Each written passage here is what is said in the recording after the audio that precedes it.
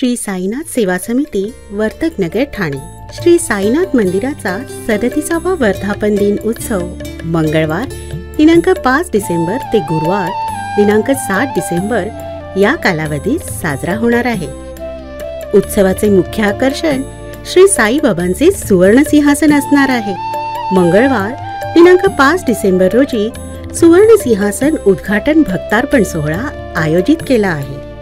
तसंच मंगळवार दिनांक 5 डिसेंबर 2023 रोजी जनकल्याणार्थ श्री विष्णू याग यज्ञ आयोजित केला आहे। गुरुवार दिनांक 7 डिसेंबर 2023 रोजी दुपारी 3 वाजता श्री साईंच्या पवित्र पादुकांची भव्य मिरवणूक निघेल। तरीही सर्व साई भक्तांनी दर्शनाचा व महाप्रसादाचा लाभ घ्यावा अशी विनंती संस्थेचे संस्थापक अध्यक्ष श्री बळीराम नैबक्कर सर्व साई भक्तांना करत आहेत। दर्शनासाठी दिनांक 7 डिसेंबर 2023 रोजी मंदिर अहोरात्र उघडे राहील।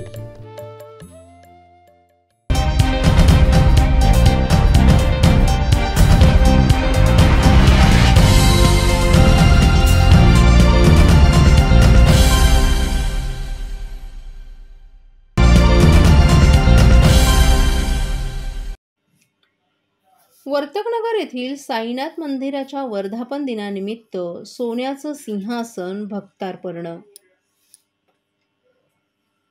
श्री साईनाथ सेवा समितीच्या वतीनं साईबाबा मंदिराचा वर्धापन दिन सोहळा 5 ते 7 डिसेंबर दरम्यान आयोजित करण्यात आला आहे।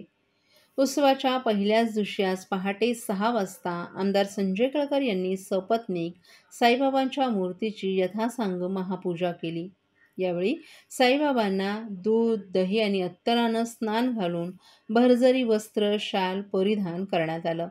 त्यानंतर सोन्याचं सिंहासन आणि सोन्याच्या गाभाऱ्याचं भक्तार्पण सर्व साई भक्तांच्या उपस्थितीत आमदार संजय केळकर यांच्या हस्ते मंत्रोच्चारात करण्यात आलं। यावेळी त्यांच्यासोबत केळकर यांच्या मातोश्रीही उपस्थित होत्या। यावेळी संस्थेचे संस्थापक अध्यक्ष बळीराम नैबाक्कर, कार्याध्यक्ष मंगेश नैबाक्कर, हरिमाळी, समितीचे उपाध्यक्ष अशोक सुर्वे आणि अशोक हिरानंदानी, खजिनदार बबन बोबडे, सचिव सुरेश महाडिक, उपसचिव विकास झगडे, कार्याध्यक्ष मंगेश नैबाक्कर, विश्वस्त हरिमाळी अपर्णा जाधव, प्रवीण रोठे, विश्वस्त नंदकुमार साळवी तसंच संस्थेचे इतर पदाधिकारी आणि कार्यकर्ते तसंच भक्तगणही मोठ्या प्रमाणावर उपस्थित होते। तर उत्सवादरम्यान आज विष्णू याग यज्ञ, लाडू प्रसादाचं वाटपही करण्यात आलं। या उत्सवाबद्दल अधिक माहिती आमदार संजय केळकर, संस्थापक अध्यक्ष बळीराम नैबाक्कर, कार्याध्यक्ष मंगेश नैबाक्कर यांनी दिली आहे। वर्तकनगर येथील साईनाथ सेवा समितीच्या माध्यमातून हे 37वा वर्ष आहे वर्धापन दिनाचं आणि आजपासून हा उत्सव सुरू झाला आहे। 3 दिवस वर्धापन दिन साजरा होणार आहे। आज महापूजा होऊन विशेष म्हणजे सुवर्ण सिंहासन आणि त्याचं अर्पण या ठिकाणी आज सकाळी करण्यात आलं। पूजाविधी झाला। बळीभाई नैबाक्कर, मंगेश नैबाक्कर, त्यांची आमची सगळी त्यांच्याबरोबरची टीम ही गेली 37 वर्ष ही सेवा करतायत, बाबांची सेवा करतायत, यांची जनता जनार्दनाची सेवा करताय।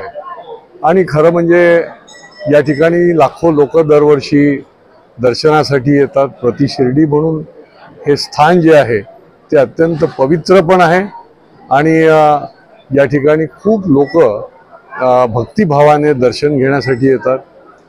खरं म्हणजे भक्तीतूनच शक्ती मिळते आणि ही शक्ती प्राप्त करण्याकरता आम्ही देखील या ठिकाणी आलो आहोत। जनकल्याणासाठी, जनतेला विकासाकडे नेण्यासाठी, या शहराचा आणि महाराष्ट्राचा विकास व्हावा आणि इथली जनता जनार्दन 12 कोटी जनता सुखी समृद्ध राहावी याकरता ही भक्ती आणि बाबांनी शक्ती दिली आहे आणि या माध्यमातून सर्वांचं कल्याण हो अशा प्रकारची भावना या महापूजेच्या निमित्ताने देखील मी व्यक्त करतो। वर्धापन दिन आहे, भक्तगणांना काय आवाहन? भक्तगणांना मी निश्चितच सांगेन की आपली भूमीच मुळामध्ये पवित्र भूमी आहे। ही संतांची भूमी आहे, देवदेवतांची भूमी आहे, महापुरुषांची भूमी आहे आणि त्याच्यामुळे भक्तांना मी आवर्जून सांगेन की या भक्तीतूनच तुम्हाला बळ मिळणार आहे आणि हे राष्ट्र जे आहे हे जगामध्ये पुढे नेण्याच्या करता आपापल्या भागामध्ये आपापल्या ठिकाणी या भक्तीतून आपण शक्ती प्राप्त करा आणि या बळाच्या माध्यमातून स्वतःच्या बरोबरच जनतेचा आणि सर्व परिसराचा देखील उत्कर्ष करा, विकास करा, असं देखील मी भक्तांना आवाहन करेन.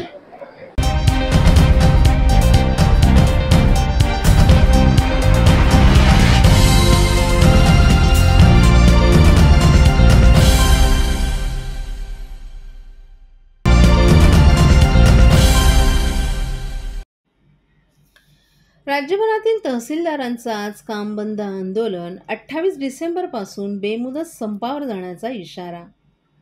राज्यभरातील तहसीलदार, नायब तहसीलदारांनी आज एक दिवस काम बंद आंदोलन पुकारले. सरकारनं आदेश देऊनही ग्रेड पेची अंमलबजावणी होत नसल्याच्या निषेधार्थ ठाण्यासह राज्यभरातील तहसीलदार, नायब तहसीलदारांनी मंगळवारी एक दिवस काम बंद आंदोलन पुकारलं. राज्यातील 600 तहसीलदार आणि 2200 नायब तहसीलदार या आंदोलनात सहभागी झाले. हे आंदोलक एक दिवसीय सामूहिक रजा घेणार असल्यानं दाखले वितरणासह अन्य महसुली कामकाज ठप्प होण्याची शक्यता आहे. मागण्या मान्य न झाल्यास 28 डिसेंबरपासून बेमुदत कामबंद आंदोलन करण्याचा इशारा तहसीलदार आणि नायब तहसीलदार संघटनेनं दिला आहे. ग्रेड पेची अंमलबजावणी करावी असे आदेश मुख्यमंत्री, उपमुख्यमंत्र्यांसह अर्थमंत्र्यांनीही दिले आहेत. तरीही त्याची अंमलबजावणी होत नसल्यानं जिल्ह्यातील सर्व तहसीलदार आणि नायब तहसीलदारांनी नाराजी व्यक्त केली आहे. 3 मार्चपासून राज्यभरातील तहसीलदार आणि नायब तहसीलदार बेमुदत संपावर गेले होते. त्यानंतर मुख्यमंत्री एकनाथ शिंदे, उपमुख्यमंत्री देवेंद्र फडणवीस यांनी तहसीलदार संघटनेची मागणी मान्य करून राजपत्रित वर्ग 2 यांचे ग्रेड पे 4,800 रुपये वाढवण्याच्या प्रस्तावास मंजुरी दिली. परंतु अप्पर मुख्य सचिवांनी अद्याप अंमलबजावणी केला नसल्याचा दावा तहसीलदार आणि नायब तहसीलदार संघटनेनं केला आहे. तहसीलदार, नायब तहसीलदारांवर वेळोवेळी अतिरिक्त जबाबदाऱ्या टाकल्या जातात, परंतु पगारवाढीच्या वेळी मात्र चालढकल केली जाते. त्यामुळेच कामबंद आंदोलनाचा निर्णय घेतल्याचं यावेळी स्पष्ट करण्यात आले. सर्व तहसीलदार आणि नायब तहसीलदार ठाणे जिल्हाधिकारी कार्यालयासमोर त्यांनी निदर्शनं केली. मागण्या मान्य न झाल्यास बेमुदत कामबंद आंदोलनाचा इशारा तहसीलदार युवराज बांगर आणि नायब तहसीलदार दिनेश पैठणकर यांनी दिलाय.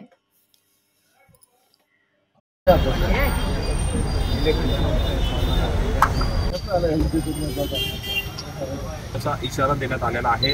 जे राज्यातील विविध जिल्ह्यांमध्ये जे आहेत तहसीलदार, नायब तहसीलदार संघटनांचं आज काम बंद असणार आहे. काय तहसीलदार व नायब तहसीलदार संघटनेच्या वतीने आज एक दिवसीय रजा आंदोलन हे सुरू केलेलं आहे.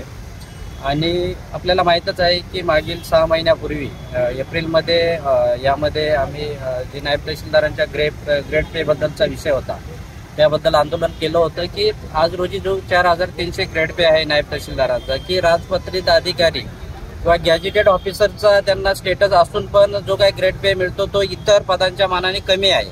त्यामुळे त्यांना 4,800 रुपयाचा ग्रेड पे मिळाला पाहिजे, की जेणेकरून जो क्लास 2चा स्टेटस आहे इतर डिपार्टमेंटचे जे अधिकारी आहेत त्यांच्या लेवलचा हा ग्रेड पे असेल. आणि आपल्याला माहीतच असेल की ज्यावेळी आम्ही प्रशासकीय कामं करत असतो त्यावेळी जे काही अधिकाऱ्यांच्या सोबत कामं करावी लागतात त्यावेळी हा ग्रेड पेचा विषय महत्त्वाचा ठरतोय. आणि त्या अनुषंगाने ही मागील बऱ्याच वर्षापासूनची मागणी आहे.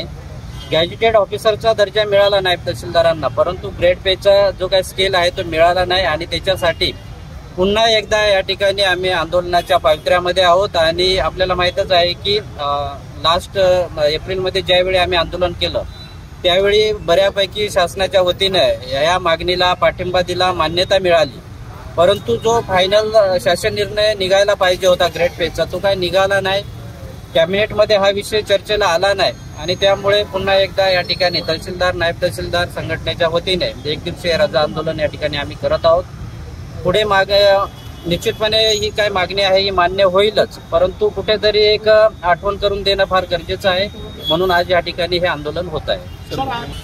शासनाच्या वतीने मान्य महसूल मंत्र्यांनी या बाबतीत अत्यंत पॉझिटिव्ह असा रिस्पॉन्स दिला होता. मान्य मुख्यमंत्री महोदयांनी पण मान्यता दिली होती. फायनान्समध्ये पण हा विषय गेला आणि त्याला पण मान्यता मिळाली. परंतु पुढे जे काय अंतिम निर्णय होणे गरजेचं असते तो अंतिम निर्णय काय बाहेर आलेला नाही किंवा त्या स्वरूपाचा GR तो अजून निघालेला नाही. त्यामुळे या ठिकाणी आम्ही आंदोलन करत आहोत.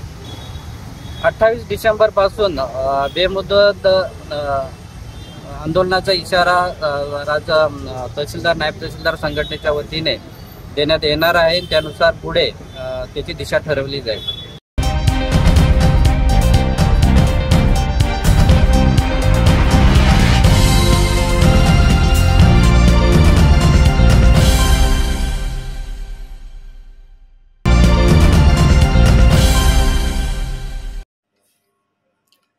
सुवर्ण महोत्सवी महाराष्ट्र राज्य अजिंक्यपद आणि निवड चाचणी कबड्डी स्पर्धेत मुंबई उपनगर पश्चिम संघाचा विजय.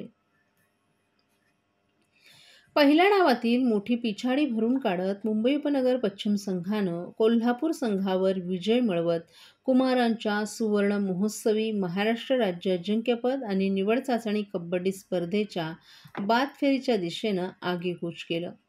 मुलांच्या या लढतीत कोल्हापूर संघानं पहिल्या डावात मुंबई उपनगर संघावर 22-10 अशी तब्बल 12 गुणांची आघाडी घेतली होती. सामन्यात कोल्हापूर सहज बाजी मारणार असं वाटत असताना मुंबई उपनगर पश्चिम संघानं दुसऱ्या डावात तुफानी खेळ करत चित्रच बदलून टाकलं. संघाला विजयपथावर नेताना दिनेश यादव, रजत सिंग, प्रशांत पवार आणि ओम कुंडलने चतुरस्त्र खेळ केला. हा सामना मुंबई उपनगर पश्चिम संघानं 42-38 असा जिंकला. या गटातील अन्य लढतीत सांगली संघानं नाशिक ग्रामीण संघाचा 61-16 असा मोठा पराभव केला. सांगली संघाच्या विजयात संग्राम जाधव, अशफाक अख्तर आणि ओंकार राठोड चमकले. नाशिक ग्रामीण संघाकडून प्रसाद पटाईतनं चांगला खेळ केला. मुलींच्या लढतीत मुंबई शहर पूर्व आणि बीड संघानं विजय नोंदवले. मुंबई शहर पूर्व संघानं नांदेड संघावर 61-18 असा विजय नोंदवला. आदिना काबिलकर, सई शिंदे आणि लेखा शिंदेनं मुंबई उपनगर संघाच्या विजयात मोलाचं योगदान दिलं. बीड संघानं लातूर संघावर 43-35 असा विजय मिळवला. स्पर्धेच्या तिसऱ्या दिवशी माजी महापौर आणि शिवसेना ठाणे जिल्हा महिला संघटक मीनाक्षी शिंदे, माजी सभागृह नेते अशोक वैती, अर्जुन पुरस्कार विजेते राजू भावसार, अशोक शिंदे, माया आकरे, मेहेर, इराण महिला कबड्डी संघाच्या प्रशिक्षका शैलेजा जैन, मीरा भाईंदर महापालिकेचे आयुक्त संजय काटकर यांनी भेट देऊन कबड्डीपटूंना शुभेच्छा दिल्या.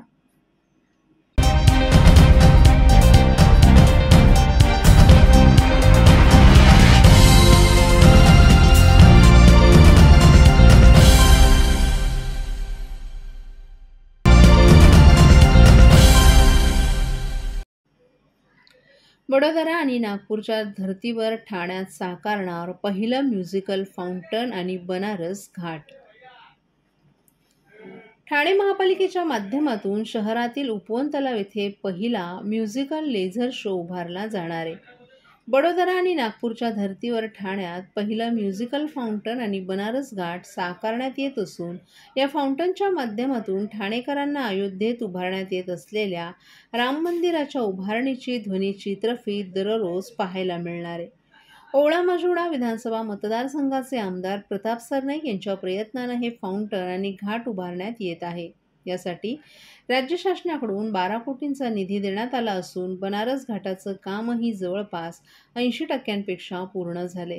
फाउंटनच्या माध्यमातून केवळ राम मंदिराच्या उभारणीची कथाच पाहायला मिळणार नसून तर स्त्रीस्थानक ते ठाण्याची आत्तापर्यंत झालेली जडणघडण आणि मुख्यमंत्र्यांचं बदलतं ठाणं यावर प्रकाश टाकणारी ध्वनिचित्रफीतही ठाणेकरांना पाहायला मिळणार असल्याची माहिती आमदार प्रताप सरनाईक यांनी दिली आहे. उपवन परिसरात उभारण्यात येत असलेलं म्युझिकल फाउंटनचा आनंद ठाणेकरांना काही दिवसांमध्येच अनुभवायला मिळणार आहे. अशा प्रकारचं फाउंटन ही वडोदरा आणि नागपूरला उभारण्यात आले. ठाण्यातही अशा प्रकारचं फाउंटन असावं अशी इच्छा सरनाईक यांची होती. त्यामुळे त्यांच्या प्रयत्नानं याचा प्रस्ताव तयार करण्यात आला. राम मंदिराची उभारणी मागची पार्श्वभूमी, नेमकं मंदिर कशा प्रकारे असणार आहे हे उपवन तलाव परिसरात बसून ठाणेकरांना पाहायला मिळणार आहे. याशिवाय ठाण्याचा इतिहास सांगणारी तसंच मुख्यमंत्र्यांचे बदलते ठाणे ठाणेकरांना यामध्ये पाहायला मिळणार आहे. मनोरंजनासोबतच माहिती देण्याचा उद्देश यामागे असून विशेष म्हणजे मराठी, हिंदी आणि इंग्रजी अशा तिन्ही भाषांमध्ये हा शो दाखवला जाणार असल्याची माहिती सरनाईक यांनी दिली. या दोन्ही कामाच्या तयारीविषयीचा आढावा तसंच मतदारसंघातील इतर कामांचा आढावा घेण्यासाठी आमदार प्रताप सरनाईक यांनी पालिका आयुक्त अभिजित बांगर यांची भेट घेतली. यामध्येही दोन्ही कामं प्रगतीपथावर असून 12 जानेवारी रोजी या दोन्ही कामांचं लोकार्पण मुख्यमंत्री एकनाथ शिंदे यांच्या हस्ते होणार असल्याचंही सरनाईक यांनी स्पष्ट केलंय.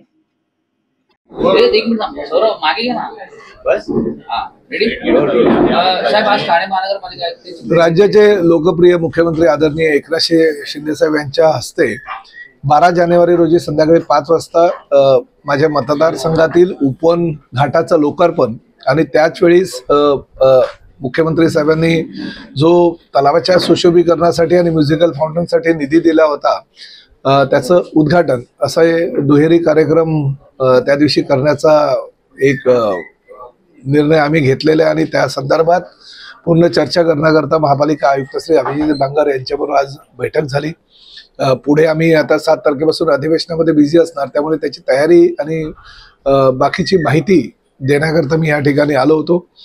प्रामुख्याने गेल्या अनेक वर्षापासून उपवन घाटाचं काम चालू आहे, परंतु मध्यंतरी कोविडच्या काळामध्ये ते काम बंद होतं, त्यामुळे त्या कामाला उशीर झाला. परंतु आता जागतिक दर्जावरचे जे लँडस्केप डिझायनर आहे अरुण कुमार, त्यांच्या माध्यमातून ते डिझाईन केलं होतं आणि लँडस्केप त्यांच्याच माध्यमातून ते होत आहे आणि बनारस घाटाच्या धर्तीवर उपवन घाटाची निर्मिती होते आणि 12 जानेवारीला त्याचं लोकार्पण करण्याचा निर्णय आम्ही घेतलेला आहे. परंतु त्याचबरोबर म्युझिकल फाउंटनसाठी जी काही एक थीम आमची होती ती थीम आम्ही 12 तारखेला लोकांना ठाणेकरांना लोकार्पण करणार आहोत. मोफत स्वरूपात ती थीम जी आहे म्हणजे म्युझिकल फाउंटन बरोबर ठाण्याचा पूर्व इतिहास, म्हणजे ठाणं पूर्वी कसं होतं आणि आता कसा आहे तो पूर्व इतिहास, मुख्यमंत्री पदाची शपथ आदरणीय मुख्यमंत्री साहेबांनी घेतल्यानंतर गेल्या 18 महिन्याच्या कार्यकाळामध्ये ठाण्याचा जो कायापालट होतोय, डेव्हलपमेंट होते त्याविषयीची माहिती, ठाणे महापालिका क्षेत्रातील विविध विकास प्रकल्प जे माननीय मुख्यमंत्री महोदय आणि त्याचबरोबर आयुक्तांच्या मार्गदर्शनाखाली चालू आहे त्याची माहिती आणि त्याचबरोबर 22 जानेवारीला राम मंदिराची उभारणी पंतप्रधान श्री नरेंद्र मोदी यांच्या माध्यमातून अयोध्येमध्ये होणार आहे.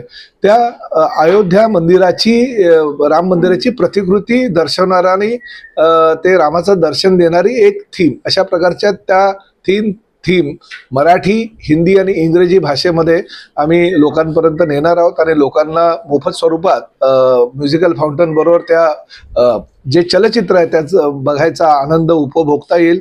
सायंकाळी 7 वाजता, 8 वाजता आणि 9 वाजता असे रोज 3 शो केले जातील आणि त्या 3 शोमध्ये 3ही भाषांमध्ये ही चलचित्र जे आहे ते लोकांना दाखवले जातील. त्या